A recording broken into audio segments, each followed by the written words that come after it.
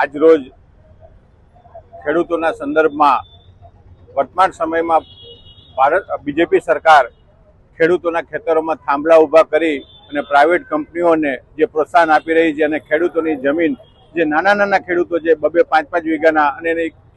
જમીન છીનવાઈ જાય તો આજીવન રોજીરોટી એની પાસેથી છીનવાઈ જાય એ ન છીનવાય એના સંદર્ભમાં અમે આજે કલેક્ટરને આવેદન આપીએ છીએ કે કાં તો ખેડૂતોને પૂરતું વળતર આપવામાં આવે, કાં તો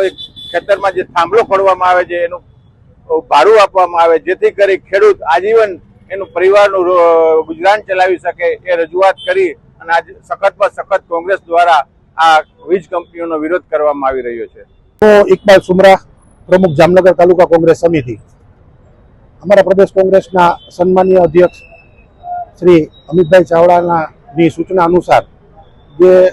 આખા ગુજરાતભરમાં ખેડૂતોને જે આ વીજ કંપનીઓના જે થાંભલાઓ ખેડૂતોને મંજૂરી વગર એના ખેતરમાં ખોડવામાં આવે છે એની મનમાની અને જોહુકમી અને તાનાશાહીની વિરુદ્ધમાં દરેક તાલુકા કક્ષાએ આ સમગ્ર ગુજરાતમાં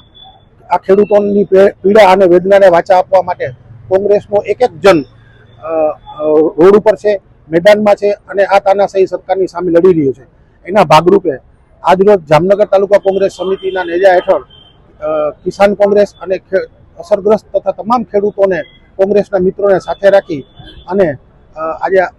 જિલ્લા સમાહર્તા કલેક્ટર સાહેબના આવેદનપત્ર અમે આપવા જઈ રહ્યા છીએ. જે ખેડૂતોના જમીનમાં મંજૂરી વગર પોલીસને સાથે રાખી અને આ તાનાશાહી સરકાર વીજ કંપનીને સાથ અને સહકાર આપી અને ખેડૂતોને બહુ મોટું નુકસાન કરી રહી છે. જેના એરપોર્ટમાં આપણે બધાને સર્વેને જ્ઞાત છે, સર્વેને ખબર છે કે એરપોર્ટ ઉપર આપણે ગાડી રાખવા માટે કલાકના 125 રૂપિયા ચૂકવવા.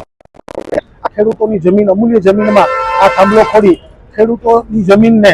સાવ નિર્મૂલ્ય કરી નાખે છે. તો એના વળતર રૂપે અથવા 50,000 રૂપિયા મહિને ભાડું અથવા 2 કરોડનું વળતર અથવા જે વાણિજ્ય કિંમત છે, બજાર કિંમત છે એની 4 ગણી રકમ આ અસરગ્રસ્ત ખેડૂતોને ચૂકવવામાં આવે એવી માંગણી સાથે આ કાર્યક્રમ યોજવામાં આવ્યો છે.